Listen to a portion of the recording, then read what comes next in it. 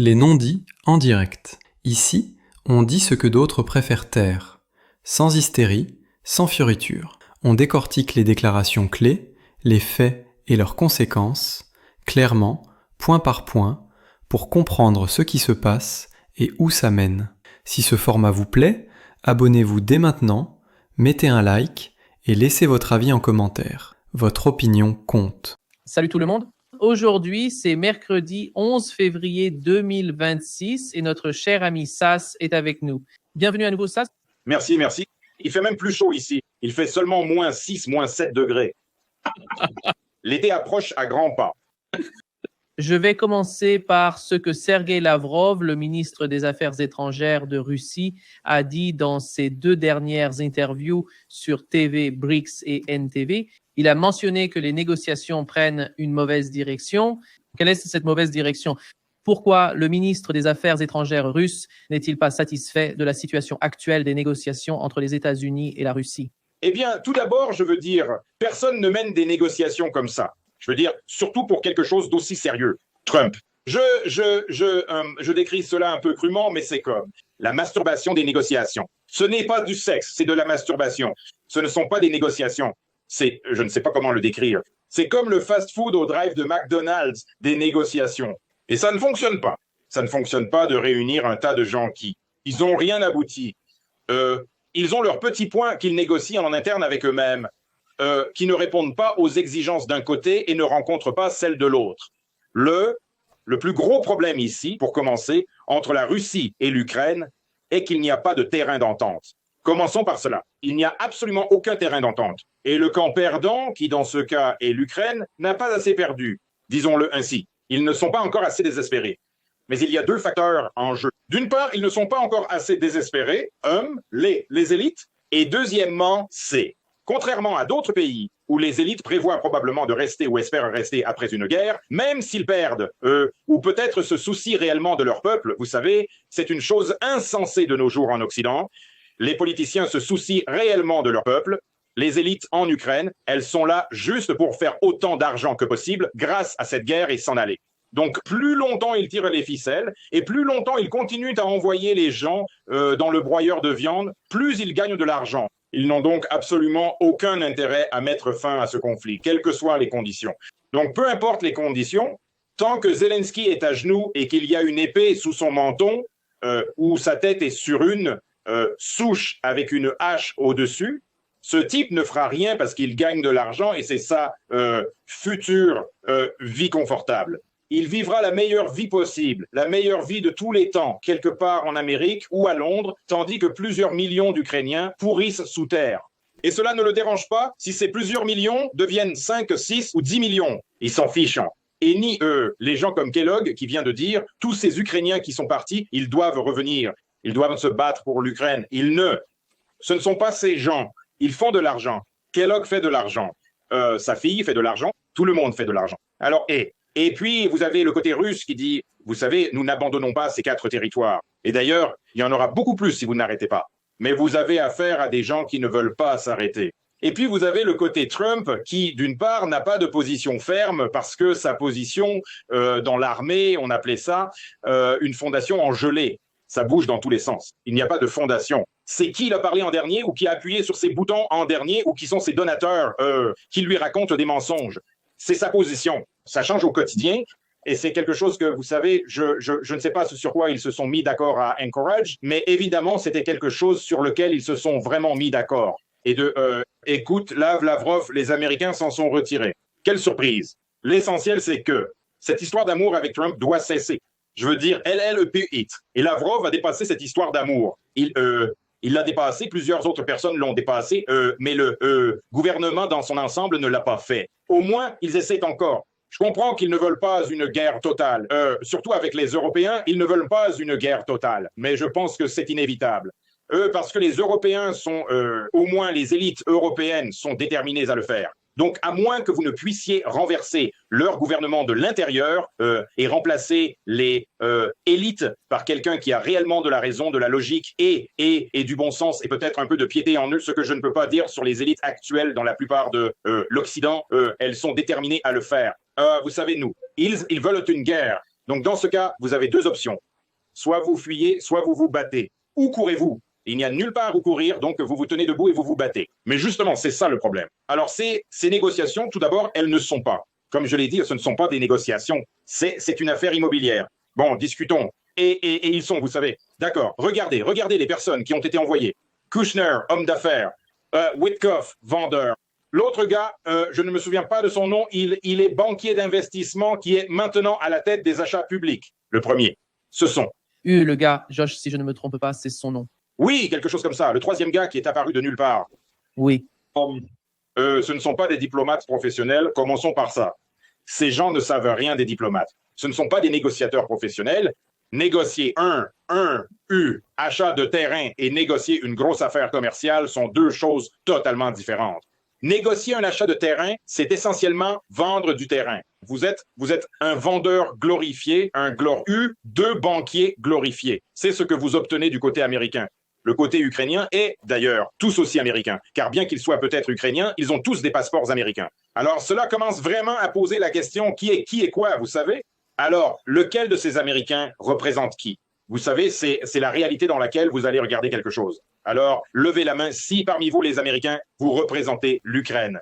Levez l'autre main si vous représentez l'Amérique. D'accord? Gauche, tout le monde lève la main gauche, il représente l'Amérique. Qui représente parallèlement l'Ukraine? Je veux dire, aussi absurde que cela puisse paraître, mais c'est ce que nous voyons ici. Est-ce qu'un véritable Ukrainien peut venir ici et représenter l'Ukraine pour une fois? Vous savez, peut-être que l'Ukraine serait un endroit différent si elle était dirigée une fois par un véritable Ukrainien au cours des 30 dernières années. Ça n'a jamais été le cas. Je ne vais même pas parler des nationalités, de tous les différentes nationalités dirigeant l'Ukraine, mais les Ukrainiens sont la vaste minorité dans ce cas. Alors, vous savez, ces négociateurs, ils ne sont pas tenus d'aller nulle part. Un côté n'est pas prêt à se rendre, car il gagne de l'argent. Il ne sera jamais prêt à se rendre. La Russie va devoir prendre Kiev et continuer à avancer jusqu'à ce que, vous savez, les gens renversent ces parasites ou que les parasites aient compris que le corps est mort et qu'ils doivent partir. Et l'autre côté, le côté russe, ne va pas reculer non plus. Et le côté américain aborde cela comme un simple échange de terre. Faisons juste un petit échange de terre. Ça fait, et tous ces autres points, eh bien, ils sont hors de propos. Eh bien, non, ils ne sont pas hors de propos, et c'est le point. L'équipe américaine est absolument axée sur le commerce. Ils ne comprennent pas les prérogatives nationales. Ils ne comprennent rien de tout cela, car ils n'ont pas ce genre de sentiment. Ils n'ont rien de tout cela à l'esprit. Ce que vous savez, la survie nationale. Ils sont commerçants. Ce sont des hommes d'affaires. Ce sont des magouilleurs. C'est juste une question de combien d'argent nous pouvons gagner. Qui doit être payé quoi pour aller dans la direction que je veux. Et bien que cela puisse fonctionner avec les Ukrainiens, car ils ne sont avant tout que des voleurs, au pouvoir, cela ne fonctionne pas avec les Russes. Alors oui, ces négociations, ce ne sont pas des négociations. Ce sont des points de discussion. Du côté russe, le plus grand avantage est qu'au moins les superpuissances parlent. Mais je commence à penser que c'est encore pire que ce que c'était avec Biden, car Biden ne voulait pas parler. Et donc, vous aviez un ennemi qui ne bougeait pas et vous pouviez faire face à ce fait. Trump fait de la comédie. Il joue des jeux verbaux. Qu'il veuille les jouer ou non, je ne sais pas, mais c'est ce qu'il est. Et les gens autour de lui savent très bien qu'il joue à des jeux. Vous savez, n'aidez pas Cuba. Peut-être que nous reconnaîtrons la Crimée ou quelque chose comme ça. Et j'étais sur un plateau aujourd'hui, j'étais sur une émission une émission d'actualité pour la télévision criméenne, la télévision d'actualité. Et vous savez, j'étais sur un panel de 3 personnes et l'une des questions à mon adresse, c'était, eh bien, pensez-vous que Trump va reconnaître, la Crimée comme faisant partie de la Russie? Ou pensez-vous que vous pouvez obtenir que les Européens aient tout ça? Pourquoi avons-nous besoin de ça? Qui se soucie si les Européens ne reconnaissent jamais, ou si Trump ne reconnaît jamais que la Crimée fait partie de la Russie, ou que ces autres ou l'autre province fait partie de la Russie? Qui se soucie de ce qu'ils pensent? Nous nous sommes détournés de là. Notre économie se tourne vers l'Est. Nous avons essentiellement dressé un mur avec eux. Nous n'avons pas de relation avec la plupart d'entre eux. Qu'ils le reconnaissent ou non, historiquement, c'est notre terre. De facto, c'est notre terre. S'ils ne le font pas, et je l'ai dit clairement, s'ils ne le font pas, si les Européens n'aiment pas ça, mon conseil pour eux est de monter dans un tank et de rouler vers l'Est et de brûler ce tank, car c'est le seul moyen de nous chasser de notre terre. Fin de l'histoire. Alors, pourquoi devrions-nous nous en soucier? Mais pour une raison quelconque, une partie de l'élite s'en soucie encore, comme prendre-le. On se fiche de ce que la direction occidentale, pense ou ne pense pas à ce sujet. C'est notre terre. S'ils n'aiment pas ça, encore une fois, venez nous combattre. C'est comme ça que ça se fait. J'espère que cela a répondu à votre question. Ouais. Vous vous souvenez, Stas, avant l'hiver, nous avions Keith Kellogg qui soutenait que si l'Ukraine survit à cet hiver et traverse ce printemps et cet été, l'avantage sera du côté des Ukrainiens. Je ne sais pas de quel type d'avantage il parle. Et malheureusement, ces gens dominent en quelque sorte toute l'administration aux États-Unis. Oui, absolument. Écoutez, Kellogg, je suis presque sûr qu'il reçoit des pots de vin de Zelensky. Il ne peut pas être aussi stupide. Enfin, il a passé pas mal de temps dans l'armée au Vietnam, puis l'effondrement de l'armée américaine après le Vietnam, la reconstruction de l'armée américaine dans les années 1980 et le sommet dans les années 1990. D'ailleurs, il ne comprend pas l'état lamentable de l'armée américaine aujourd'hui. Mais ce n'est pas grave. Mais le fait est qu'il comprend les questions militaires. Alors, si quelqu'un comme ça regarde les Ukrainiens et dit « Oh, vous allez encore gagner », sérieusement, soit vous êtes devenu sénile, soit vous êtes acheté. Maintenant, sa fille en profite pour gagner de l'argent. Son ONG aide à évacuer les Américains morts et blessés. Ce ne sont pas seulement des mercenaires. Je veux dire, ils peuvent tous être des mercenaires déguisés, mais il y a de vrais mercenaires, et puis il y a les gars assis dans les HIMARS qui sont des mercenaires. Ce sont des Américains. Les gars qui se présentent comme des patriotes sont principalement des Américains, des Britanniques ou des Allemands. Et beaucoup d'entre eux sont tués. Des instructeurs américains, des officiers américains, il y a beaucoup d'Américains qui ont été tués. Et l'argent qu'elle gagne de tout ça, je ne sais pas qui paie ses factures, peut-être les USA. Quelqu'un paye ses factures. Mais l'argent qu'elle gagne, c'est en évacuant les dépouilles d'Américains morts et blessés. Un jour, tout cela va sortir et on saura combien de centaines d'Américains ont été tués, sinon des milliers. J'ai été contacté un peu par mes contacts à Fort Bragg qui vous diront quelque chose du genre « Oui, nous connaissons des gars qui y sont allés. Ils ont été tués. Leurs familles ont été payées pour se taire, car officiellement, rien de tel ne s'est jamais produit. Et ce ne sont pas des gars des forces spéciales que vous vous attendriez à voir. Ce sont divers opérateurs pour divers équipements. Bref, voilà. Je veux dire, nous, les inepties que Kellogg débite sont tout simplement insensées. Comme je l'ai dit aujourd'hui, tous les Ukrainiens qui ont quitté l'Ukraine doivent revenir et se battre pour elle. Il y a une raison pour laquelle ils sont partis. Il y a une raison pour laquelle ils continuent de fuir. Et cela n'a rien à voir avec « Oh, je veux mourir pour l'Ukraine et Zelensky ». Bien au contraire. Vous savez, la guerre en Ukraine est une guerre à 3 niveaux pour les Ukrainiens. Et par niveau, je veux dire par classe sociale. Donc, vous avez la classe pauvre et la classe moyenne inférieure qui font le combat. Ils sont... en russe, nous les appelons mortifiés, embarqués dans ces bus et envoyés comme de la chair à canon. En fait, d'après certaines sources ukrainiennes, 90% des remplaçants sont maintenant envoyés de force, enlevés dans la rue par des groupes de conscription. 90% des remplaçants ne se portent pas exactement volontaires pour aller mourir pour l'Ukraine. Ensuite, vous avez la classe moyenne supérieure. Ce sont ceux qui ont pu payer pour obtenir les papiers blancs, qui disent qu'ils sont médicalement inaptes, ou ont pu acheter leur sortie du pays. Et ils vivent comme réfugiés dans ces différents pays. Certains d'entre eux, bien sûr, vivent très bien. Beaucoup d'entre eux sont soudainement de grands nationalistes de l'Ukraine, alors qu'ils ne sont plus en Ukraine. Le niveau de nationalisme augmente inversement avec la distance par rapport au front. Et puis, vous avez la classe supérieure qui est divisée entre ceux qui sont encore en Ukraine parce qu'ils profitent du système et ceux qui font la fête, vivant leur meilleure vie dans toutes les stations balnéaires d'Europe et d'autres endroits. Et vous avez des vidéos qui sortent constamment, toutes ces voitures de luxe marque haut de gamme avec des plaques ukrainiennes, ces grandes fêtes. Vous savez, des gens comme Klitschko qui profitent du peuple, il est là, le maire de Kiev. Oh, vous savez, nous devons abaisser l'âge de la conscription à 18, 19, 20, 21 ans. D'accord. Où sont vos garçons de 21 et 23 ans? Oh, ils sont en Allemagne. C'est vrai. Ils font la fête en Allemagne depuis le premier jour. Bien sûr, bienvenue chez les élites ukrainiennes. Je pense que les statistiques, ce qui se passe sur le terrain en Ukraine finira par décider de la fin du conflit dès que. Parce qu'il ne semble pas que l'administration Trump y parvienne ou soit prête à y parvenir pour mettre fin au conflit. Et du côté des Européens, même avec vous savez, il y a une sorte de chaos en Europe en ce moment et personne ne sait ce qui arrivera à l'Europe dans les prochaines, par exemple, dans les prochaines, disons, 5 années. Nous ne savons pas ce que nous allons voir en Europe car de nombreux changements arrivent en Europe et combien ces changements influenceront la politique étrangère de l'Europe. C'est une grande question à mon avis. Et pensez-vous que l'Europe est toujours pertinente? Parce qu'après tout, à mon avis, Formulons-le ainsi. Par exemple, quand vous avez une guerre, par exemple, en Irak et en Afghanistan, vous ne pouvez pas ignorer les préoccupations légitimes de l'Iran, vous savez, parce qu'ils sont à côté. C'est ça. Je pense que l'Ukraine est la porte d'à côté pour la Russie et l'Europe. C'est pourquoi, principalement pour la partie orientale de l'Europe, il y a tant de préoccupations, plus de préoccupations que la partie occidentale de l'Europe. C'est pourquoi vous voyez une sorte de division entre les deux parties. Et comment voyez-vous cela? Vous savez, modifier la politique étrangère de l'Europe. Eh bien, oui. Si vous regardez le pays, si vous regardez la direction en Pologne et dans les républiques baltes, le breuvage des 3 petites sorcières, ils sont tous des russophobes extrêmes. Des russophobe extrêmes. Mais ce qui est intéressant, en particulier avec les 3 baltes, les 3 sorcières baltes, toute leur direction a des passeports doubles. C'est un petit détail intéressant. Tous les principaux politiciens de ces 3 petits États parasites ont une double nationalité. Ils ne resteront pas une fois la guerre commencée. Le problème, c'est que leurs économies sont mortes. Elles étaient mortes avant, elles mouraient avant de rejoindre l'UE parce qu'elles ne pouvaient pas survivre sans l'Union soviétique ou l'État plus grand. Lorsqu'elles ont rejoint, les Allemands leur ont fait détruire une grande partie de leur industrie qui leur restait. En fait, la Lituanie a fermé ses centrales nucléaires. Elle doit maintenant importer de l'énergie au lieu d'en exporter, car cette centrale nucléaire, l'Union soviétique, l'a construite là-bas. Donc maintenant, elles sont devenues encore plus pauvres.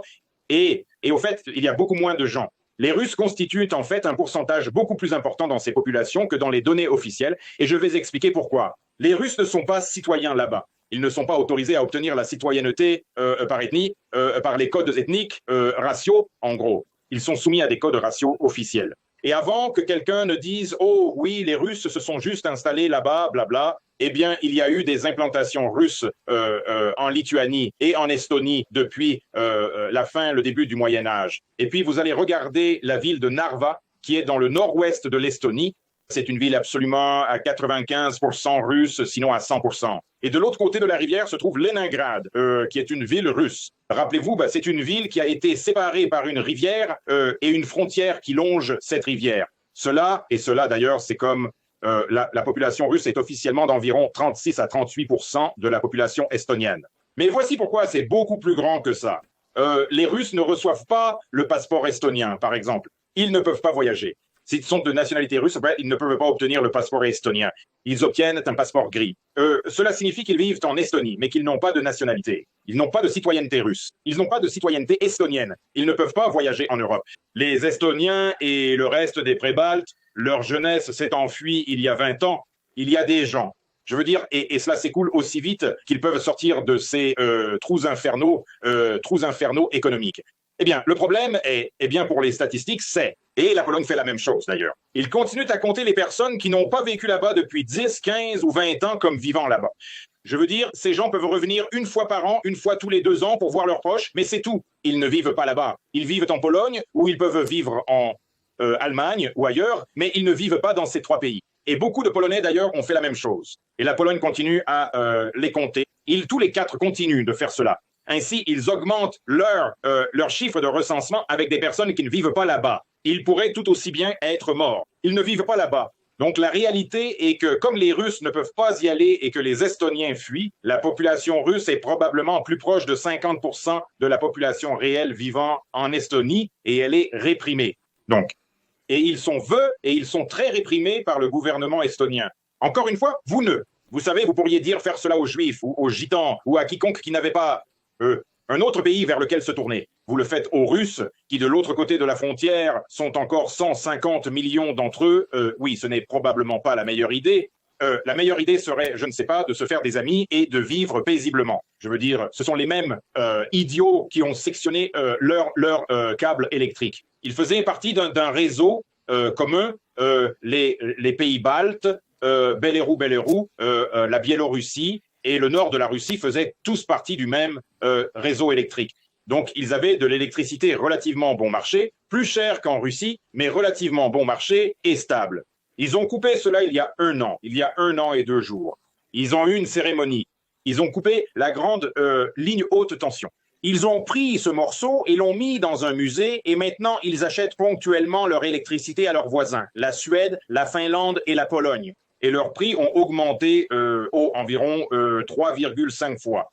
Donc, leurs entreprises ferment, leurs économies s'effondrent. Les gens, ils doivent attendre jusqu'à 2 ou 3 heures du matin pour allumer leurs machines à laver parce que c'est le moment où l'électricité est la moins chère. Ils ont littéralement des programmes pour vérifier les tarifs chaque heure. Donc, vous savez, et ces nations, la seule chose qu'elles ont à vendre est elles-mêmes comme dortoir pour la prochaine grande guerre. Donc oui, vous avez ce point-là.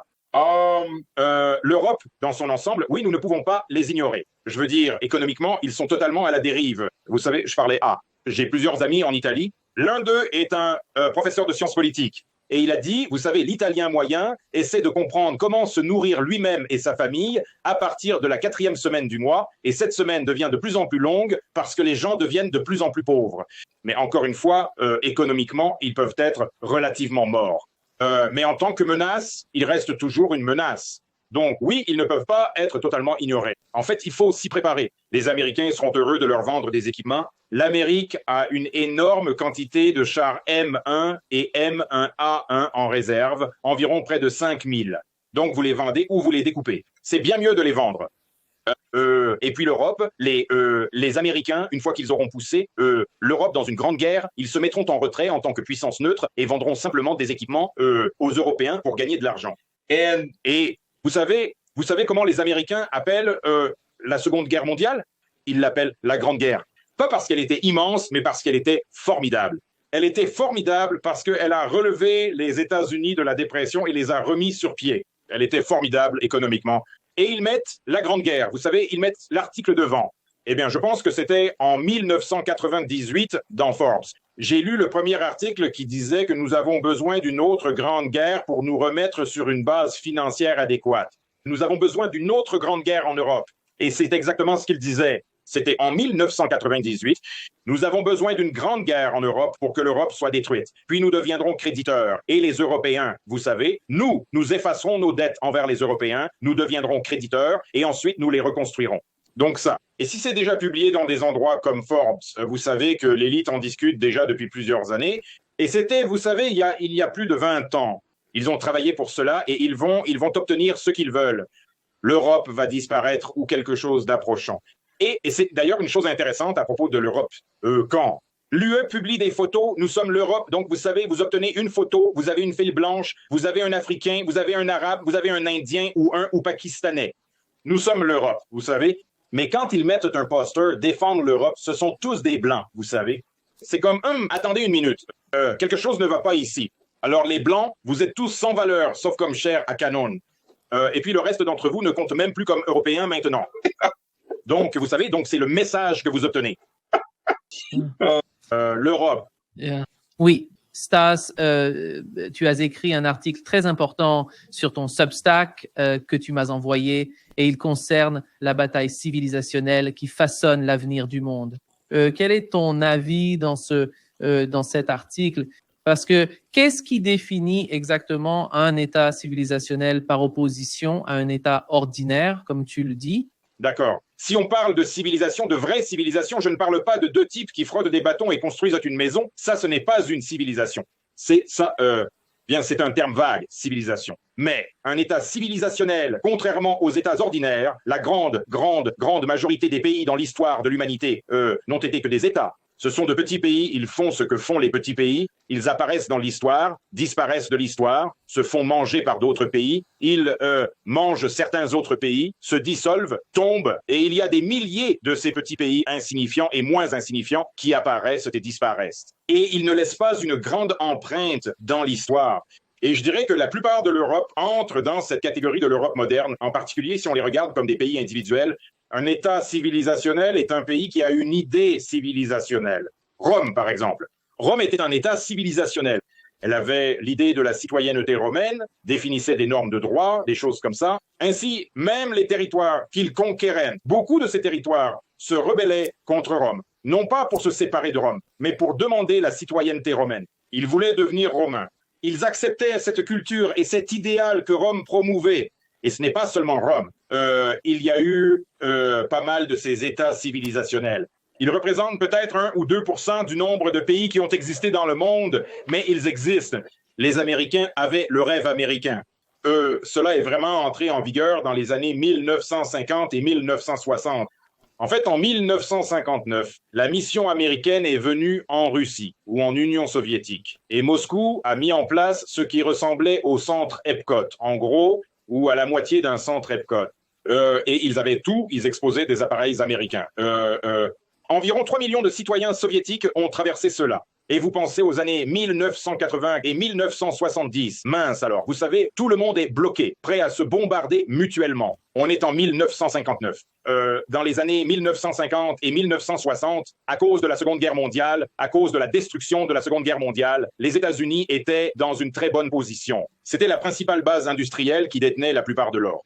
Ils avaient le rêve américain, venez en Amérique, vous allez être, vous savez, vous pouvez vivre très bien avec un revenu familial et ainsi de suite. Et c'était le rêve américain. C'était l'idée civilisationnelle que l'Amérique vendait et que d'autres peuples achetaient.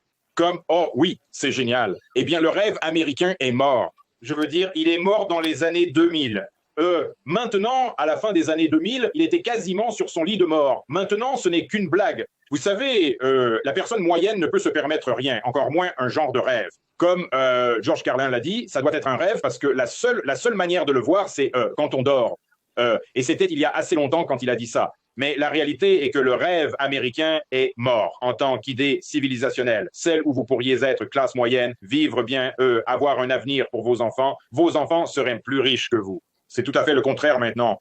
Donc, la nouvelle idée civilisationnelle américaine, si nous passons en revue les actions réelles de Trump, n'est pas nécessairement ce qu'ils écrivent sur papier, mais ses actions réelles et ses propres mots, c'est la loi du plus fort. Du moins pour les fonds spéculatifs. Vous savez, si nous voulons quelque chose, nous allons le prendre. Nous allons, le droit international, au diable avec ça. D'ailleurs, chose intéressante, selon la Constitution américaine, si le Congrès vote sur un accord international, cela devient la loi du pays. Donc Trump vous dit aussi, vous savez, au diable le Congrès, au diable la Constitution, je suis la loi du pays. Donc vous regardez essentiellement un post-république pseudo-empire. Donc c'est l'idée américaine maintenant, l'idée civilisationnelle. Ce n'est vraiment pas une idée facile à vendre à d'autres pays. Que leur vendez-vous? Nous allons venir là-bas, vous frapper, parce que oui, nous pouvons le faire. Nous voulons le faire. Eh bien, vous savez, si vous avez quelque chose que nous voulons, nous allons simplement le prendre comme un enfant sur une aire de jeu. Vous savez, je vais simplement vous renverser et prendre vos jouets et partir avec eux. Et ensuite, vous devrez nous remercier ou nous reviendrons vous frapper à nouveau. En tant qu'idée civilisationnelle, ce n'est pas quelque chose que vous pouvez vendre très bien à d'autres nations ou à d'autres peuples. Mais c'est l'idée civilisationnelle que l'Amérique a maintenant en tant qu'État civilisationnel. C'est une idée sans issue, mais c'est ce qu'elle a. Ensuite, vous obtenez l'idée européenne, l'idée moderne européenne ou l'idée de l'UE. Et c'est une idée descendante qui s'est en fait beaucoup plus enracinée à cause de ce conflit en Ukraine. L'UE est devenue beaucoup plus puissante. Ils se sont enfoncés très profondément. Ils ont retiré la plupart des droits de tous ces petits, je ne sais pas si nous allons les appeler provinces ou États esclaves qui font partie de l'Union européenne. Ils ne font pas leurs règles. Les lois, 90% des lois dans ces pays viennent de Bruxelles, d'un politburo non élu qui est placé au pouvoir par des négociations secrètes entre les mêmes acteurs. Les gens n'ont pas leur mot à dire là-dessus. Et leur idée civilisationnelle est tout le libéralisme. Tout est génial. Tant que vous n'êtes pas pro-européen quant à votre nationalité allemande ou française, vous n'êtes pas chrétien, vous n'êtes pas hétérosexuel, tout le reste est permis. C'est super. Vous savez, c'est juste ça. C'est une destruction de la société. Mais la seule façon de pousser est. Enfin, bien sûr, il y a des gens dans les niveaux inférieurs de cette société, pas l'élite, qui y adhèrent, mais la grande majorité des gens n'y croient pas. Cela va à l'encontre de leur nature. Mais la seule façon d'imposer cette nouvelle idéologie, cette nouvelle idée civilisationnelle de tout est permis le satanisme. Super. Sacrifice d'animaux? Super. Sacrifice d'enfants? Encore mieux. Vous savez, une empreinte carbone réduite de cette façon. Suicide assisté? Super. Un adolescent de 16 ans déprimé? On va t'aider à en finir avec la dépression et c'est fini pour toi. Vous voyez, c'est ça qu'ils essayent d'imposer. C'est ce qu'ils vendent. La plupart des gens diraient « Oh non, non, non, nous ne voulons pas cela. » Eh bien, la seule façon de pousser cette idée civilisationnelle est par la force brute. Et nous voyons le début de cette force brute. Nous voyons l'Angleterre, qui est fondamentalement un goulag à ciel ouvert avec 14 500 arrestations l'année dernière pour crimes de pensée, crimes politiques. Vous voyez en Europe, en Allemagne, la même chose. Vous savez, Merz a fondamentalement lancé un mandat pour 8000 personnes qui, je cite, l'ont insulté. Vous savez, quelqu'un l'appelle idiot sur Internet. Cela, c'est en fait un crime passible d'une amende ou d'une peine de prison en Allemagne, et ainsi de suite. Donc, c'est une force imposée par les élites, et encore une fois, c'est aussi une idée civilisationnelle sans issue. Je veux dire, alors, vous obtenez. Il n'y a qu'un certain nombre d'idées civilisationnelles dans le monde en ce moment. La Russie, la Chine, l'Europe, en tant qu'UE, d'en haut d'ailleurs. Les Américains, qu'avons-nous d'autres?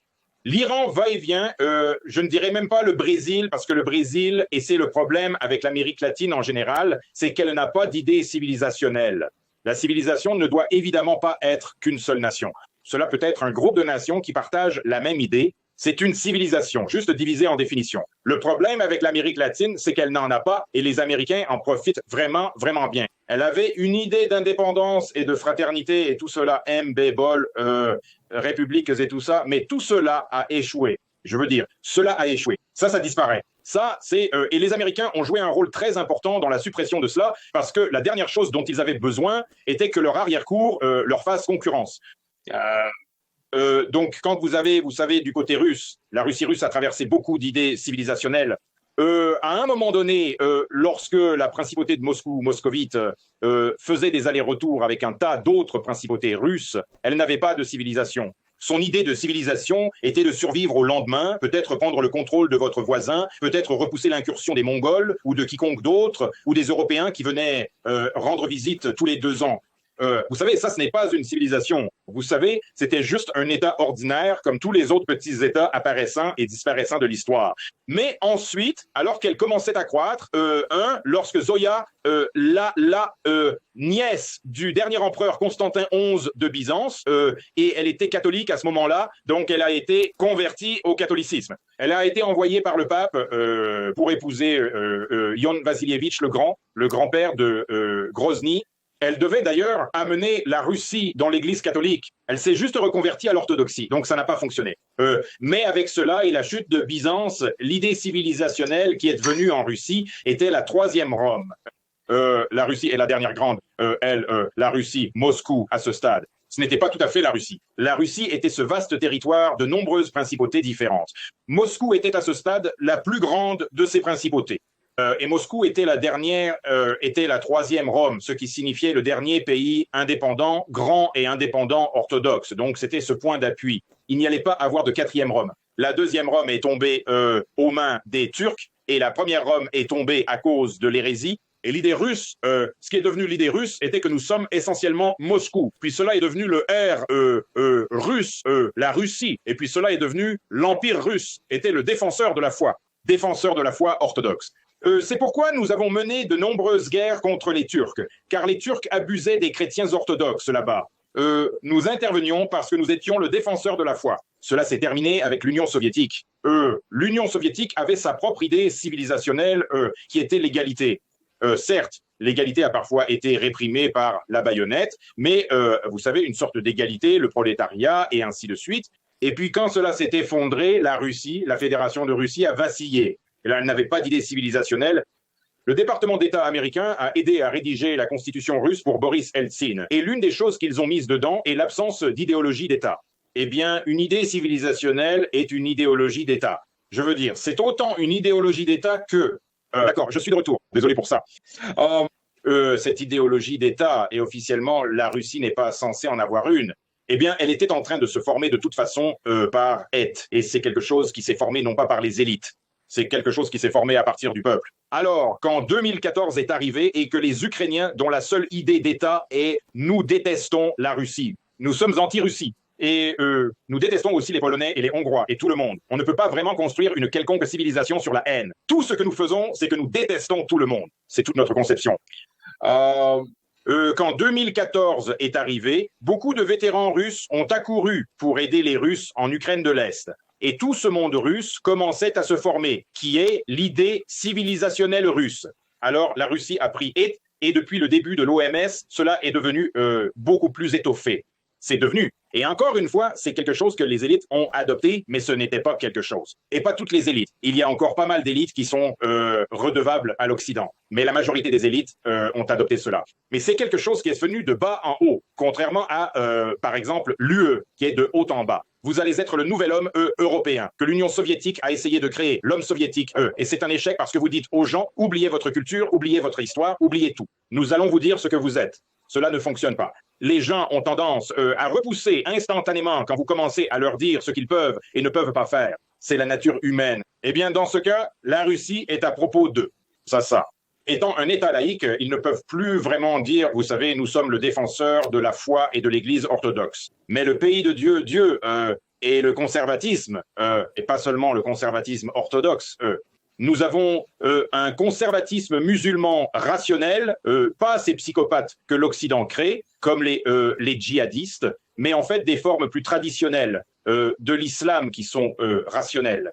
Et pas des maniaques de la chasse aux têtes, comme il obtient beaucoup de ce que l'Occident produit cette année. Ce qui d'ailleurs, je veux dire, si vous regardez le terrorisme islamique moderne, il a été créé avec l'aide occidentale.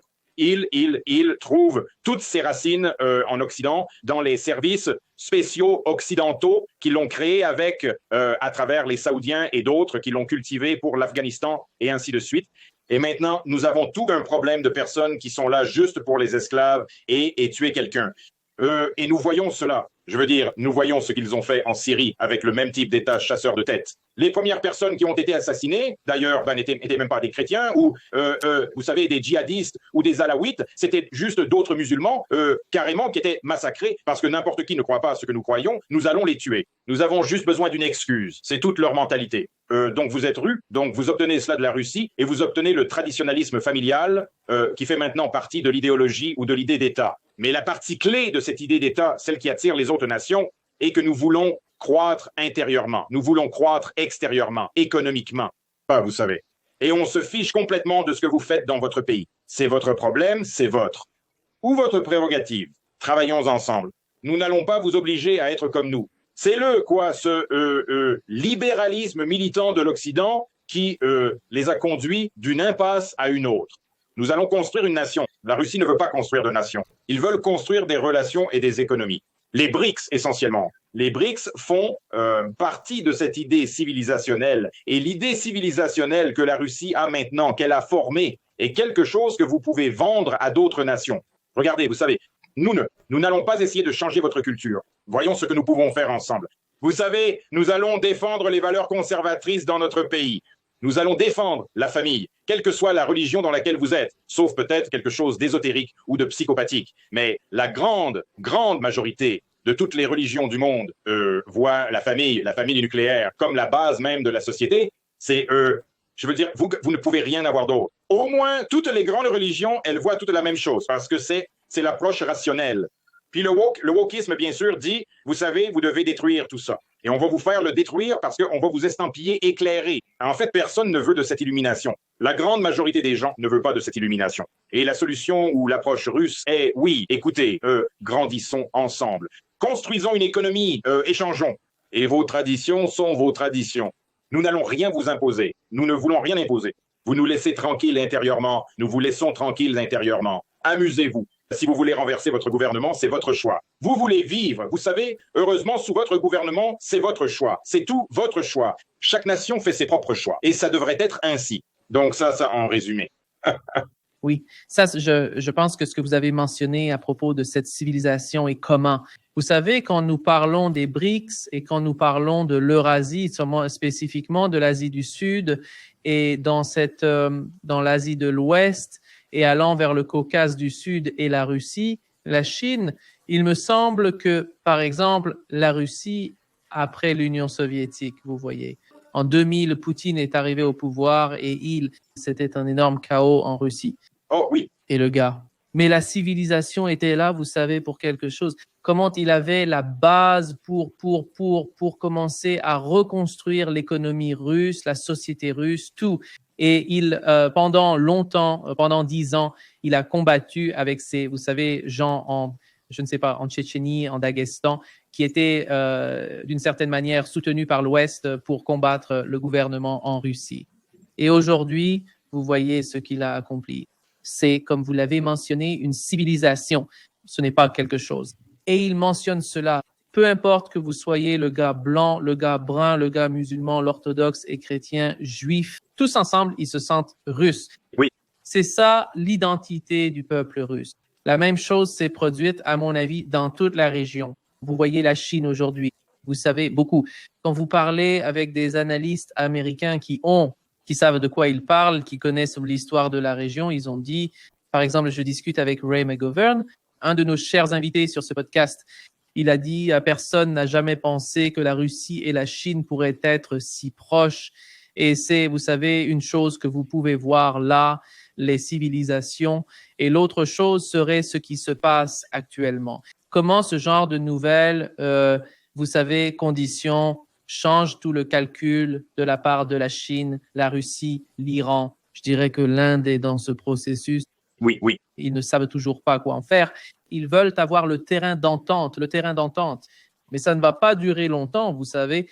Vous ne pouvez pas rester au milieu et vous devez décider quel est votre avenir. Quel serait votre avenir? La Turquie est dans le même cas. Oui. Et je pense, le calcul en ce moment. La Turquie joue un jeu différent. C'est la seule chose. La Turquie joue en fait un jeu très différent qui va déclencher une guerre à cause de ce qu'Erdogan essaye de faire.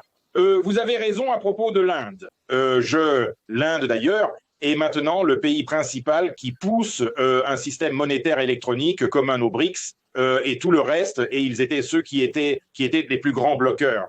Mais maintenant que la relation entre Modi et Trump est morte, et Trump a dit beaucoup de choses qu'il n'aurait pas dû dire envers les Indiens ont dit, eh bien d'accord, je pense que les Indiens ont dit, oublions ça. Et maintenant, ils sont devenus les plus grands défenseurs de tout ça. La Tchétche avec les Turcs, c'est différent, parce que les Turcs, Erdogan essaye de créer une grande Turquie, vous savez.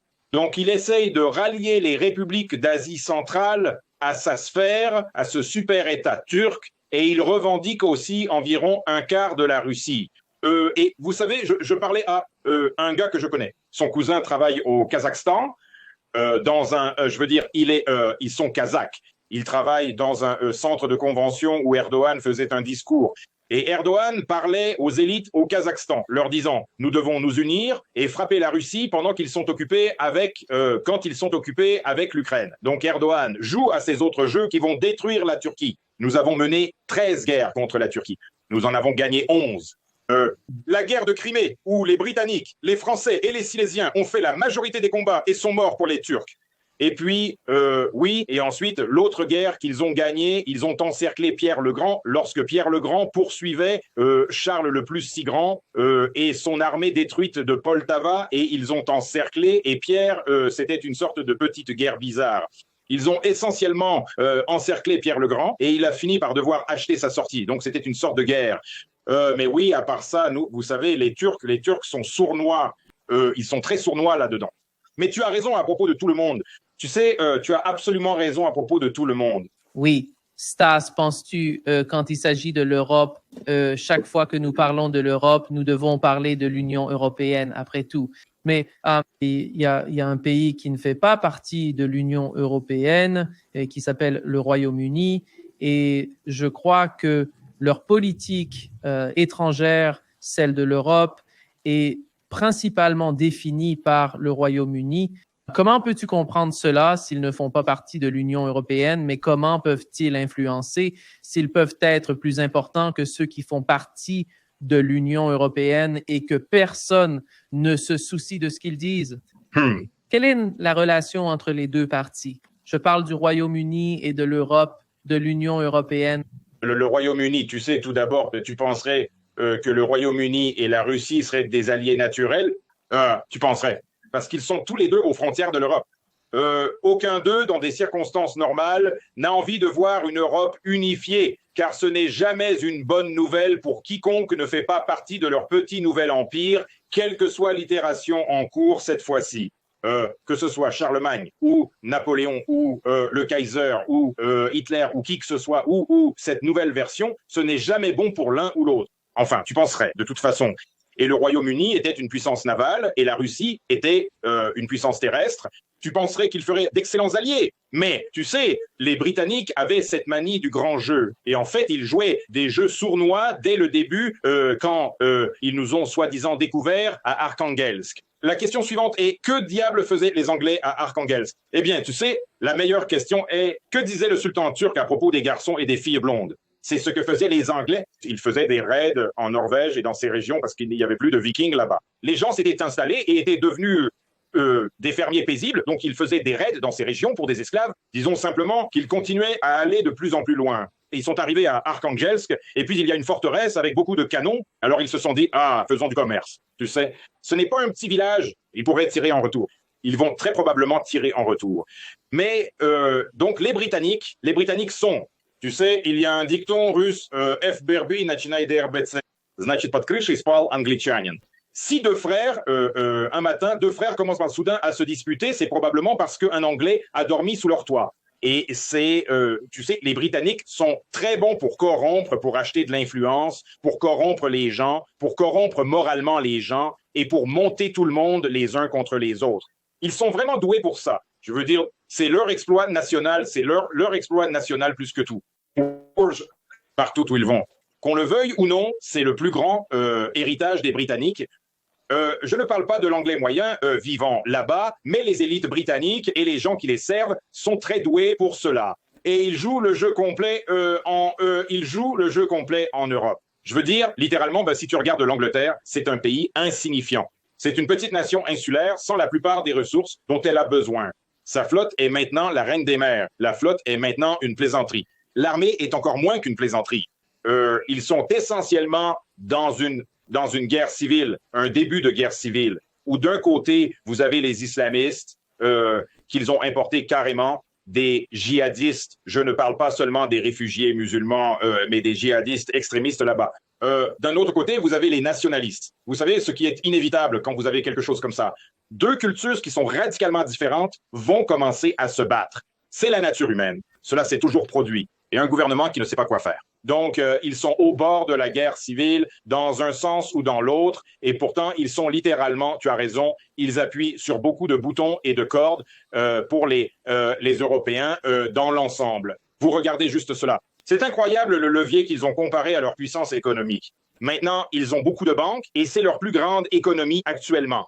Eh bien, vous savez, quand les problèmes énergétiques ont commencé à apparaître, beaucoup de gens disaient « Hey, ouvrons à nouveau les mines de charbon ». Eh bien, comment allez-vous faire cela? Vous avez construit des villages par-dessus. Vous les avez remplis et avez construit des villages. Vous ne pouvez même plus vous nourrir avec le charbon en tant qu'économie. Mais vous avez les banques, vous avez la majorité des gens qui pourraient être dans la pauvreté, mais il y a une minorité suffisamment grande en haut qui possède tout cet argent. Et cela permet, ou a permis historiquement, à chaque dictateur et chaque individu méprisable de déposer leur argent en toute sécurité en Angleterre, que ce soit la traite des esclaves, le commerce de la drogue ou un dictateur sanguinaire, et déposez simplement votre argent en Angleterre. Ça ira. Quand vous en avez besoin, vous savez, vous pouvez venir rendre visite, donc vous êtes en Angleterre. Et ils en sont devenus riches, et ils le font.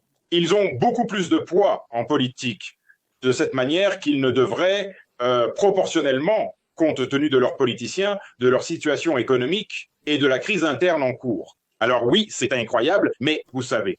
Mais regardez les personnes au pouvoir en Europe. Mis à part quelques personnes comme Orban ou Rizzo ou Babic, la grande majorité des élites européennes sont ignorantes. Je veux dire, ils sont tout simplement incroyablement ignorants. Certains d'entre eux sont incroyablement consanguins. Ils sont ignorants, ils sont arrogants et tout simplement stupides. Je veux dire, ce sont parmi les personnes les plus stupides au monde qui, soit dit en passant, dirigent des pays entiers ou du moins essaient de le faire. C'est incroyable. C'est vraiment fascinant à observer. Oui, pour moi, c'est tellement incroyable de voir ce qui se passe en Europe et c'est comme. Oh oui. Oui, je ne sais pas si dans un proche avenir, nous aurons un changement quelconque. Il semble que le changement arrive, mais je ne sais pas si ce sera un changement radical ou un changement marginal. C'est important pour l'avenir de l'Europe, mais Je pense que le conflit civil est inévitable. Je veux dire, regardez, vous avez par exemple la Belgique. Vous avez les Belges et les Flamands dans le nord de la Belgique. Ils sont tous deux catholiques. Ils sont assez proches ethniquement et ils ne se supportent pas.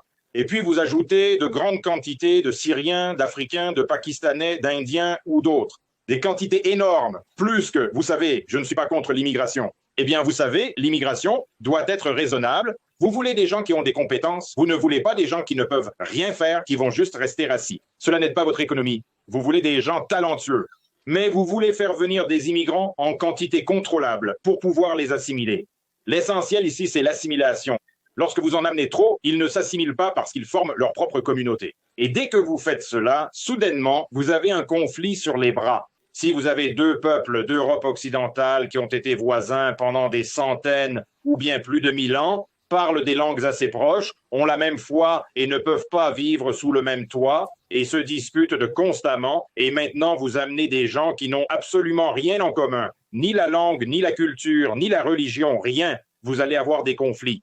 C'est la nature humaine. La nature humaine a toujours été ainsi. Vous ne pouvez pas assimiler des personnes qui vont soudainement devenir 20% à 30% de votre population en deux grandes vagues dans un très court laps de temps. Ils ne s'assimilent pas, vous savez. Si vous prenez un petit groupe, mais bien sûr, les Français ont même gâché cela, car ils ont accueilli tous ces Algériens et autres. Ils n'étaient pas des radicaux, ils sont venus pour travailler, mais les Français ont échoué à les assimiler et les ont placés dans les ghettos autour de leur ville. Et les enfants de ces immigrants économiques, dont beaucoup étaient au moins partiellement dans la culture française, sont devenus radicalisés par ces imams radicaux qui ont été amenés par les Saoudiens et autres. Et maintenant, que faites-vous? Mais c'est un échec de la France parce qu'elle n'a pas assimilé ces gens comme elle aurait dû. Ils ont décidé simplement de les mettre dans un ghetto.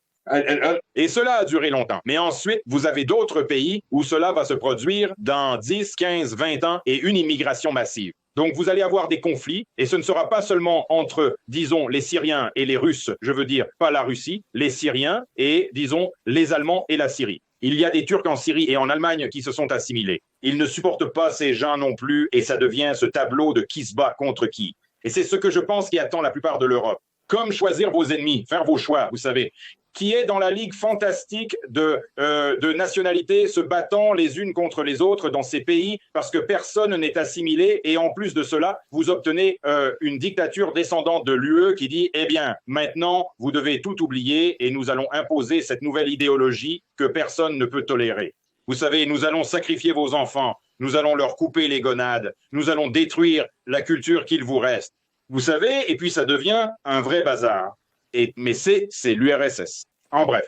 Oui. Amusez-vous bien, hein. Ne nous l'apportez pas. Amusez-vous bien, hein. Vous avez créé vos propres problèmes. Amusez-vous. Oui. Eh bien, merci beaucoup, Stas. Toujours un grand plaisir de parler avec vous. Pareil. À toi aussi, à bientôt. Merci. Je veux vous inviter à mon programme. D'accord. À bientôt, Stas. À bientôt. Au revoir. Au revoir.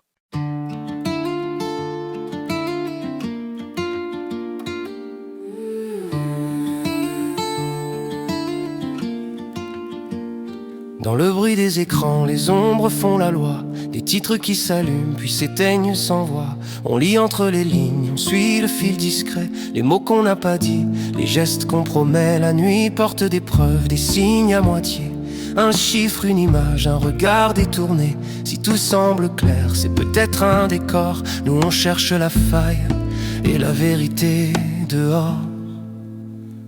Les non-dits, on les met en lumière. Quand le monde se tait, on écoute la poussière. Les non-dits, on recolle le sens. À froid, sans cri, mais avec exigence. Les non-dits, au cœur de la nuit, on ouvre les dossiers et le réel surgit. Des promesses en coulisses, des mains sous la table, des versions officielles, trop lisses, trop hables. On compte les secondes, on suit les trajectoires. Les cartes se déplacent et changent d'histoire. Un port, un ciel chargé, un message chiffré. Des alliances qui craquent, des pactes déchirés. Si l'info te traverse comme un courant sans fin, ici on la ralentit pour voir ce qu'elle peint. Les non-dits, on les met en lumière. Quand le monde se tait, on écoute la poussière. Les non-dits, on recolle le sens. À froid, sans cri, mais avec exigence. Les non-dits, au cœur de la nuit, on ouvre les dossiers et le réel surgit. On ne vend pas des peurs, on cherche des repères. On sépare le bruit des faits, la scène du mystère. Chaque phrase a son prix, chaque silence un poids. Mais la vérité respire quand on tient le cap droit. Regarde bien la trame, derrière le spectacle. Les détails sont des clés et les angles des actes. Si tu veux comprendre au lieu de simplement croire, reste avec nous, on remonte le miroir. Les non-dits, on les met en lumière. Quand le monde se tait, on écoute la poussière. Les non-dits, on recolle le sens. À froid, sans cri, mais avec exigence. Les non-dits, au cœur de la nuit, on ouvre les dossiers et le réel surgit. Les non-dits,